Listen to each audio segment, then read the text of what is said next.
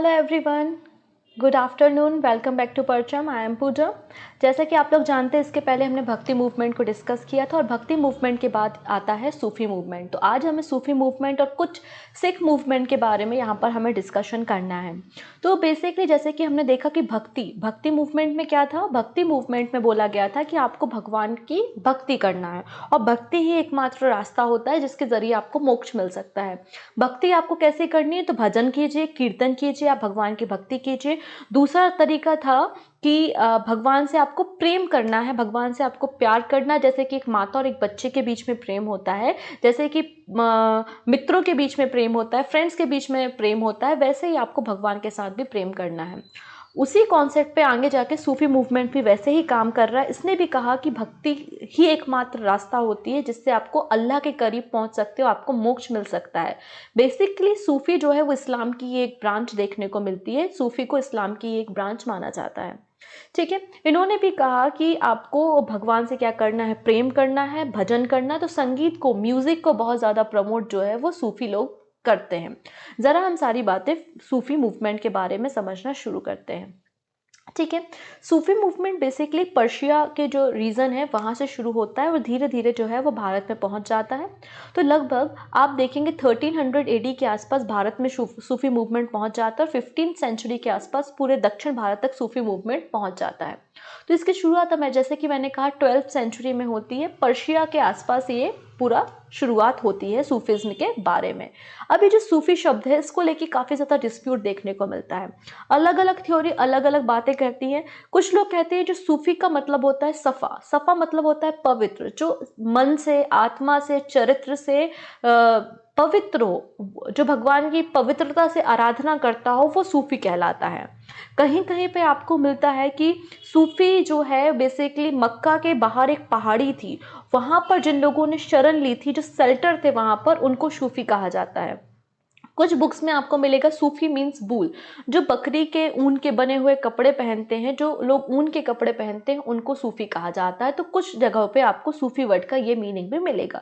तो अलग अलग जगहों पे अलग अलग बातें आपको देखने को मिलती हैं। अब ये जो सूफी लोग होते हैं वो बहुत ज़्यादा लिबरल होते हैं, बहुत ज़्यादा उदारवादी होते हैं, सभी लोगों को प्रमोट करते हैं। अब मतलब सभी धर्मों के लोग, सभी जाति वर्ग के लोग, चाहे वो ऊंचा हो नीचा हो, सभी लोगों को ये बुलाते हैं और सभी लोगों में ये अपने धर्म को स्प्रेड करने का काम करते हैं। तो मुस्लिम से जो है, इस्लाम धर्म से थोड़ा सा सूफी अलग है। इस्लाम में आप देखेंगे थोड़ा सा रिजिडनेस है, थोड़ा सा ऑर्थोडॉक्स है, लेकिन सूफी बहुत ज़्यादा लिबरल होते हैं। तो बहुत ज़्यादा सोशल रिफॉर्म भी जो है वो सूफी मूवमेंट के समय किए गए। ये बिल्कुल भी ज़्यादा कास्टिज्म को नहीं प्रमोट करते, जाति व्यवस्था के अगेंस्ट है, वर्ण व्यवस्था के अगेंस्ट होते हैं, स्त्रियों की कंडीशन को सुधारने के लिए भी काम करते हैं। तो काफ़ी ज़्यादा सोशल रिफॉर्म भी सूफी मूवमेंट के अंतर्गत किए गए। बेसिकली जो पूरा का पूरा सूफी मूवमेंट है वो पीर मुरीद की शिक्षा पे आधारित है, मतलब टीचर और स्टूडेंट के बारे में बात करता है। जैसा कि मैंने कहा, सूफिज्म जो है वो सेल्फ डिसिप्लिन के लिए, self discipline is the essential condition to the gain knowledge of God. God का नॉलेज या गॉड से कनेक्ट होने के लिए बहुत ज़्यादा ज़रूरी है कि सेल्फ डिसिप्लिन हो, बहुत ज़्यादा लिबरल है as comparison to Muslims code of conduct. ठीक है, अगर हम सूफिज्म की बात करते हैं, जैसा कि कहा 11th-12th सेंचुरी में सूफिज्म की शुरुआत होती है और यहाँ पे एक सेंट का नाम आपको देखने को मिलेगा, अल हुजबरी। ये पहले सूफी संत थे जो भारत आते हैं और भारत में आके बस जाते हैं, बट 1089 AD में इनकी डेथ हो जाती है और इनको पॉपुलरली दादा गंज नक्श के नाम से जाना जाता है और इनकी फिर शिक्षा जो है स्प्रेड होने लगती है।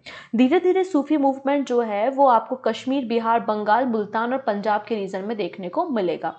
ठीक है, बेसिकली ये लोग बात करते हैं कि गॉड इज द माशुक एंड द सूफी आर आशिक। तो माशुक और आशिक का जो रिलेशन होता है वही गॉड और सूफी का, मतलब गॉड और उसके भक्त का रिलेशन होना चाहिए। आगे जाके जो सूफीज्म है वो 12 ऑर्डर में या 12 सिलसिलेज में डिवाइड हो जाता है।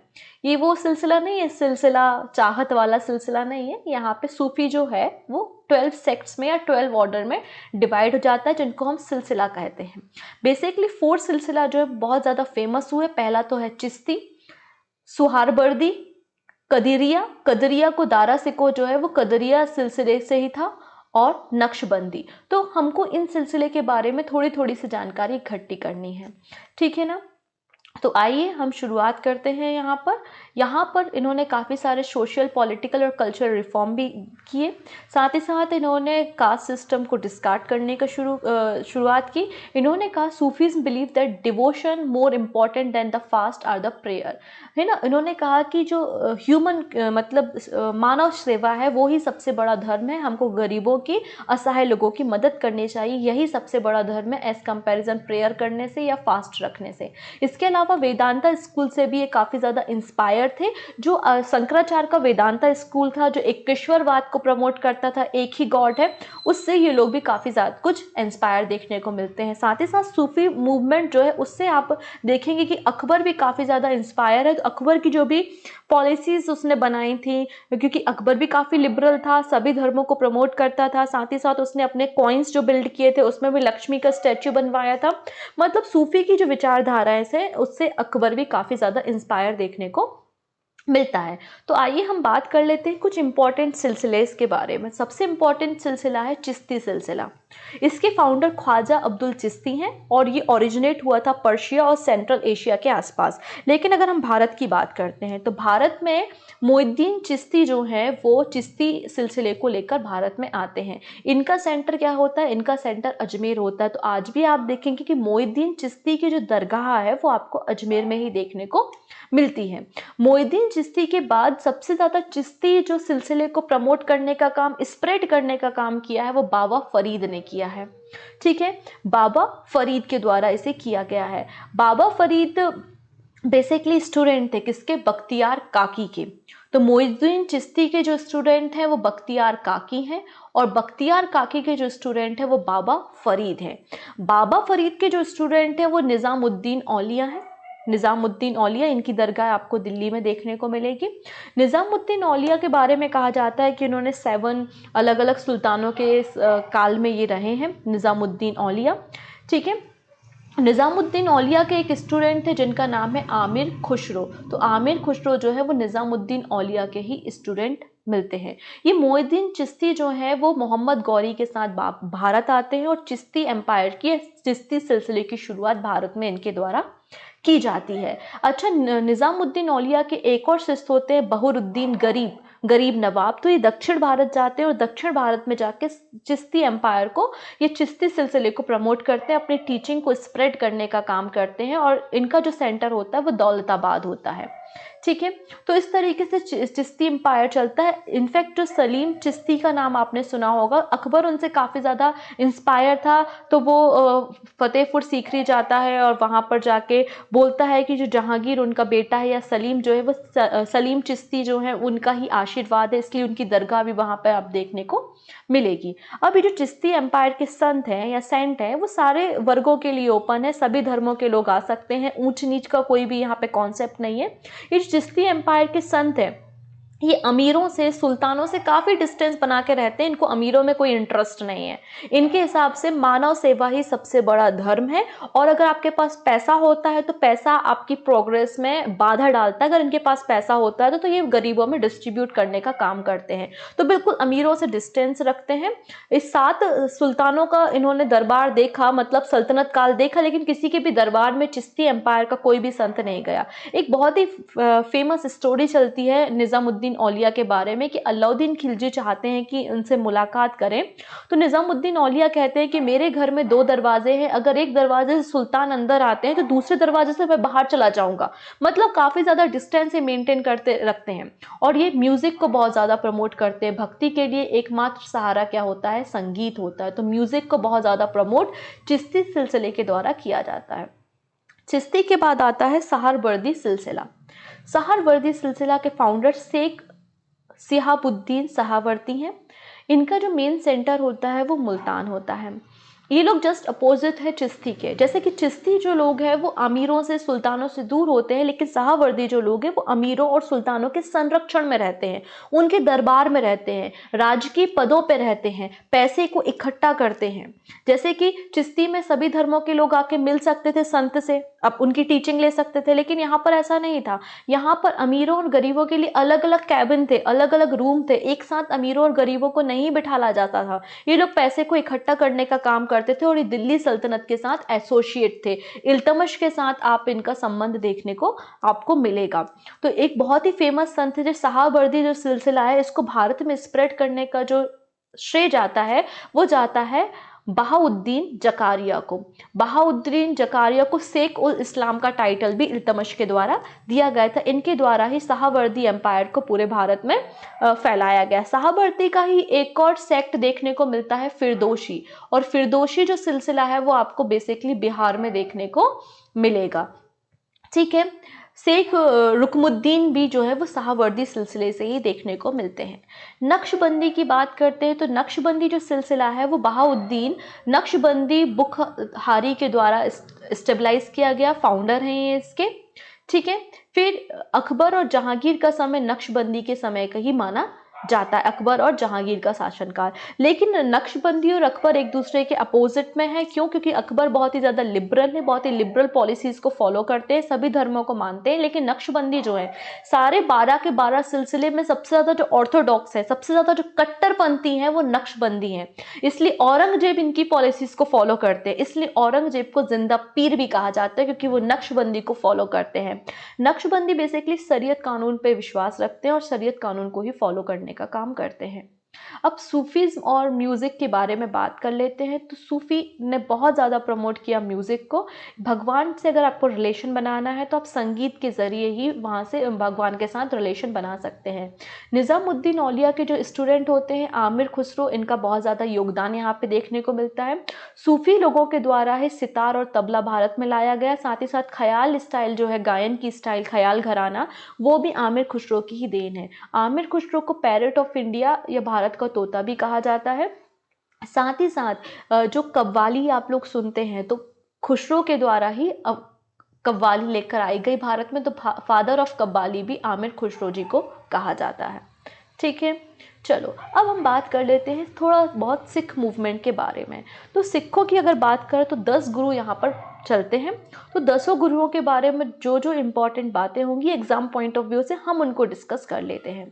तो ये हैं सिखों के 10 गुरु। गुरु नानक देव फर्स्ट गुरु, गुरु अंगद देव, गुरु अमरदास, गुरु रामदास, गुरु अर्जुन देव, गुरु हरगोविंद, गुरु हर राय, गुरु हर कृष्ण, गुरु तेग बहादुर और गुरु 10वें गुरु गुरु गोविंद सिंह। इसके बाद जो है वो गुरु का टाइटल खत्म कर दिया गया और सक्सेशन जो था वो बंदा बहादुर के पास चला गया था। ठीक है, चलो स्टार्ट करते हैं गुरु नानक देव से। गुरु नानक देव का समय बाबर के समय माना जाता है। ये कबीर से बहुत ज़्यादा इंस्पायर हैं और बिल्कुल ये एकेश्वरवाद पर, एक अल्लाह एक गॉड पर बिलीव करते हैं, इसलिए एक ओंकार शब्द इनके द्वारा दिया गया था। Guru Nanak Dev basically Hindu Muslim unity पे बिलीव करते हैं। हिंदू मुस्लिम एकता पे इन्होंने काफ़ी ज़्यादा जोर दिया और काफ़ी ज़्यादा सोशल रिफॉर्म किए। उस समय जो जाति व्यवस्था थी, कास्टिज्म था, उसका भी विरोध इनके द्वारा किया गया। तो 1469 से 1538 का समय गुरु नानक देव का कहलाता है। इनका जन्म तलबंडी में हुआ था जो कि पाकिस्तान में है और डेथ करतारपुर में हुई थी, ये भी पाकिस्तान में है। ये सिखों के फाउंडर है, सिख रिलीजन के फाउंडर गुरु नानक देव है और सिखों के पहले गुरु भी गुरु नानक देव है। इनकी जो टीचिंग्स हैं, जो बातें इन्होंने बोली है हिंदी में, पारसी में और अरबी पंजाबी में, वो सारी चीज़ें आपको गुरु ग्रंथ साहिब में देखने को मिलती हैं। ये गुरु बनने से पहले एक अकाउंटेंट के रूप में काम किया करते थे, बहुत ही मीडियम क्लास परिवार से थे। इन्होंने भगवान से कनेक्ट करने के लिए म्यूज़िक का सहारा चुना और एक रबाब करके एक इंस्ट्रूमेंट था जिसको वो प्ले करते थे और गॉड के साथ कनेक्ट करते थे। इन्होंने एशिया को, मक्का को, बगदाद को, काफ़ी जगह ट्रेवल किया और एक ओंकार का मतलब वन गॉड, एकेश्वरवाद को प्रमोट करने का काम भी इनके द्वारा किया गया। इन्होंने मूर्ति पूजा का विरोध किया, तीर्थ यात्रा, जाति व्यवस्था का विरोध किया। इन्होंने कहा कि आचरण शुद्ध होना चाहिए, मनुष्य का मन पवित्र होना चाहिए। ठीक है, कॉल्ड गॉड एज अ बाह्य गुरु। बाह्य गुरु आपने सुना होगा ये शब्द, है ना। तो बाह्य गुरु जो शब्द है निर्गुण भक्ति से इंस्पायर थे और बाह्य गुरु जो शब्द है वो गुरु नानक देव जी के द्वारा दिया गया। इन्होंने एक बहुत अच्छा काम शुरू किया which is the community kitchen, जिसको आप लंगर भी कहते हैं। तो गुरु का लंगर या कम्युनिटी किचन की शुरुआत भी गुरु नानक देव के द्वारा ही शुरू की गई थी।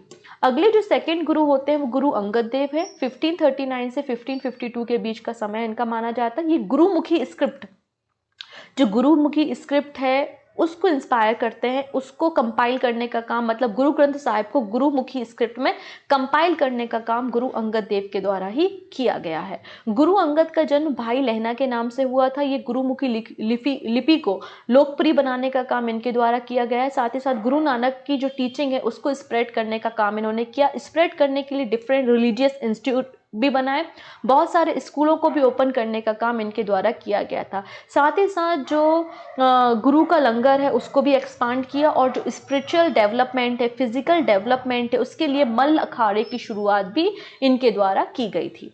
तीसरे जो गुरु होते हैं वो गुरु अमरदास होते हैं। 1552 से 1574 का समय इनका होता है। ये बेसिकली अकबर के साथ साथ चल रहा है, क्योंकि अकबर का भी यही समय है। गुरु अमरदास, अच्छा, गुरु अमरदास ने सबसे ज़्यादा स्प्रेड किया था लंगर को, कम्युनिटी किचन को। इन्होंने पूरा जो स्पिरिचुअल एम्पायर है उसको 22 पार्ट्स में डिवाइड कर दिया था, और उसको हम मंजीज के नाम से जानते थे। ये अकबर से मुलाकात करते हैं और अकबर से मुलाकात करके कहते हैं कि जो तीर्थ यात्रा पे आप टैक्स लेते हैं उसको हटा दीजिए। तो अकबर ने इनकी बात मानी थी, और नॉन मुस्लिम्स पे जो तीर्थ यात्रा पे कर लगता था उसको हटाने में इनका भी काफ़ी बड़ा योगदान देखने को मिलता है। इन्होंने सती व्यवस्था का विरोध किया था, इन्होंने पर्दा प्रथा का विरोध किया था, विडो रीमैरिज को अलाउ करने की बातें करते थे। मतलब काफ़ी ज़्यादा सोशल रिफॉर्म इनके समय भी देखने को मिलेंगे। अगले जो गुरु हैं गुरु रामदास है। इनका प्रश्न एग्जाम में पूछा जाता है। 1574 से 1581 का समय कहलाता है। ये फोर्थ गुरु हैं, और इन्होंने अमृतसर, जो आज देखते हैं जहाँ पे आप गोल्डन टेम्पल देखते हैं, तो अमृतसर शहर किसने बनाया? गुरु रामदास के द्वारा बनाया गया था। ठीक है ना। जो मैरिज की सिस्टम चलता था, तो यहाँ पे वैदिक जो सिस्टम था, ट्रेडिशन सिस्टम था मैरिज का, वो काफ़ी ज़्यादा ऑर्थोडॉक्स होता जा रहा था, काफ़ी ज़्यादा रूढ़िवादी विचारधाराएं उसमें आती जा रही थी। इसलिए उन्होंने नया सिस्टम इम्पोज किया। नया सिस्टम सिख मैरिज के लिए नया कोड बनाया। तो मैरिज कोड आनंद कराज बनाया गया किसके द्वारा? तो आप बोलेंगे गुरु रामदास जी के द्वारा बनाया गया। ठीक है। ये मुगल एम्पायर में जाते हैं, अकबर के पास जाते हैं और एक ज़मीन का टुकड़ा मांगते हैं। तो ज़मीन का एक टुकड़ा अकबर से इन्होंने लिया। बाद में उसी ज़मीन के टुकड़े पे हरमंदिर साहिब जो है वो गुरु द्वारा कंस्ट्रक्ट किया गया था। इन्होंने चक रामदास फॉर द रामदासपुर, जिसको आजकल हम अमृतसर के नाम से जानते हैं, तो अमृतसर शहर भी इनके द्वारा बसाया गया था। ठीक है। अंधविश्वासों पे, तीर्थ यात्रा पे, जाति व्यवस्था का कड़ा विरोध ये भी किया करते थे। पांचवें गुरु हैं गुरु अर्जुन देव। 1581 से 1606 का समय है। जहांगीर का समय आ चुका है, और जहांगीर के द्वारा गुरु अर्जुन देव को मरवाया गया था। क्यों मरवाया गया था? क्योंकि जो जहांगीर का बेटा था खुसरो की मदद जो है वो गुरु अर्जुन देव ने की थी। अच्छा, गुरु अर्जुन देव ने तरन, अमृतसर और करतारपुर का पूरा काम, कंस्ट्रक्शन का काम भी करवाया था, और आदि ग्रंथ को कंपाइल करने का काम गुरु अर्जुन देव ने किया है। गुरु ग्रंथ साहिब जो कि श्री हरमिंदर साहिब गुरुद्वारे में रखी गई थी, तो आदि ग्रंथ को कंपाइल करने का काम भी गुरु अर्जुन देव के द्वारा किया गया है। छठवें गुरु हैं गुरु हरगोविंद। 1606 से 1644 का समय है। अब देखो, जो गुरु अर्जुन देव थे, सिखों के जो पांचवें गुरु थे, उनको जहांगीर ने मरवा दिया था। तो ये बहुत गुस्से में थे। अपने पिता की मृत्यु का बदला तो हम लेकर रहेंगे। तो गुरु हरगोविंद जी पहले ऐसे सिख गुरु बनते हैं जो कि आर्म्स मतलब हथियारों को हाथ में लेते हैं और अपनी आर्मी बनाने का काम शुरू करते हैं। इसलिए इनको सोल्जर सेंट के नाम से भी जाना जाता है। इन्होंने शाहजहां और जहांगीर से युद्ध किया और मुगल सेना को हराया, इसलिए इनको सच्चा पातशाह का टाइटल भी दिया जाता है। इन्होंने मिलिटेंट कम्युनिटी की शुरुआत सिखों में की, क्योंकि सिख जो है वो मिलिटेंट के लिए ही जाने जाते हैं, मिलिट्री के लिए जाने जाते हैं। तो मिलिटेंट कम्युनिटी की शुरुआत सिख में जो है इनके द्वारा की गई थी, और इन्होंने अकाल तख्त की शुरुआत भी की थी। ठीक है। इनके पास 2 चाकू रखते थे हमेशा, जिनका नाम मीरी और पीरी हुआ करता था। अगली बात कर लेते हैं गुरु हर्ष राय के बारे में। 1644 से 1661 का समय है। इन्होंने दारा सिकों को शेल्टर दिया था, जो कि औरंगजेब के भाई थे। और औरंगजेब और दारा सिकों के बीच में आपने देखा है धर्मत का बैटल होता है, बैटल ऑफ सक्सेशन होता है। तो दारा सिकों को शेल्टर देने के कारण औरंगजेब और इनके बीच में दुश्मनी हो जाती है। अगली बात करते हैं गुरु हरकिशन के बारे में। 1665 से 1664 का समय कहलाता है। ये यंगेस्ट गुरु है। ये केवल 5 साल के होते हैं तब ये गुरु बन जाते हैं, क्योंकि इनके जो फादर होते हैं गुरु हर राय जी, उनकी डेथ हो जाती है। तो यंगेस्ट गुरु सिख के कौन है? तो आप बोलेंगे कि गुरु हरकिशन जी हैं। ठीक है, इतनी बातें याद रखनी है इनके बारे में। सिखों के जो 9वें गुरु हैं, उनका नाम है गुरु तेग बहादुर। 1665 से 1675 का समय औरंगजेब का समय चल रहा है। इन्होंने एक टाउन भी बसाया है जिसका नाम है आनंदपुर।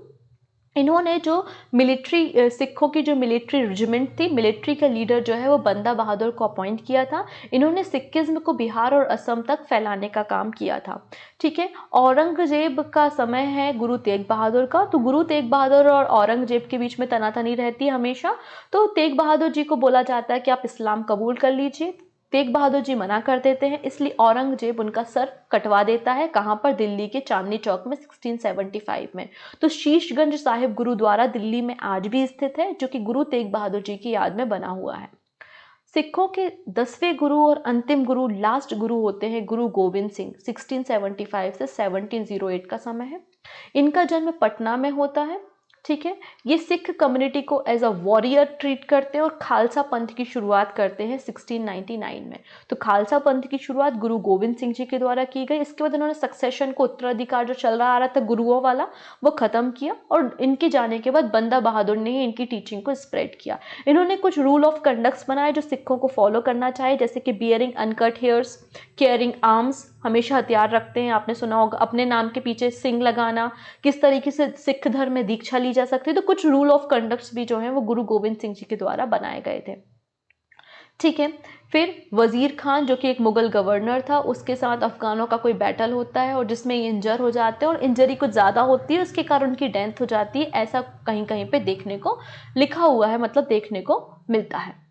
अब यहाँ पे कुछ इंपॉर्टेंट गुरुद्वारा की हम बात कर लेते हैं जो सिखिज्म से रिलेटेड है। सबसे पहले अकाल तख्त साहिब गुरुद्वारा। बेसिकली जो अमृतसर में गोल्डन टेम्पल है और वहाँ पे जो गोल्डन टेम्पल कॉम्प्लेक्स में जो गुरुद्वारा है उसको अकाल तख्त साहिब गुरुद्वारा के नाम से जाना जाता है। इसका फाउंडेशन स्टोन सिखों के जो 6वें गुरु थे हरगोविंद सिंह जी, उनके द्वारा रखा गया था।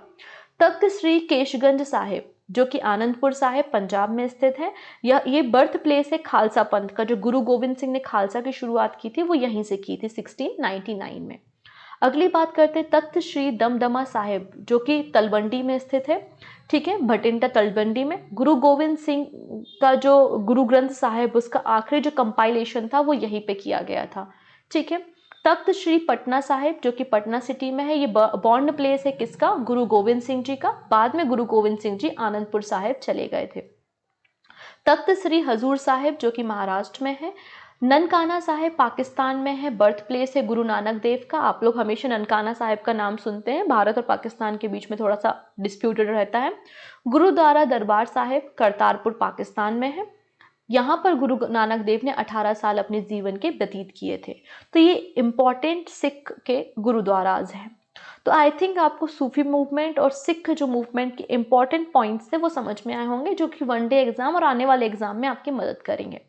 सो नेक्स्ट क्लास में हम स्टार्ट करेंगे एंशियंट हिस्ट्री स्टोन एज से। तो बिल्कुल स्टोन एज हम देखेंगे, फिर किस तरीके से वैदिक पीरियड आता है, महाजनपद आते हैं, मौर्य आते हैं और गुप्ताज आते हैं। तो इतना आपका ये क्या कहलाता है? एंशियंट इंडिया कहलाता है, प्राचीन भारत कहलाता है। तो नेक्स्ट क्लास से हम वहीं से कंटिन्यू करेंगे। मैंने मीडिवल हिस्ट्री और मॉडर्न हिस्ट्री कंप्लीट करा दी है। परचम की प्लेलिस्ट से आपको वो सारे वीडियोस मिल जाएंगे। Okay, so thank you so much. हम मिलेंगे नेक्स्ट सेशन में, तब तक टेक केयर, अपना ध्यान रखेंगे।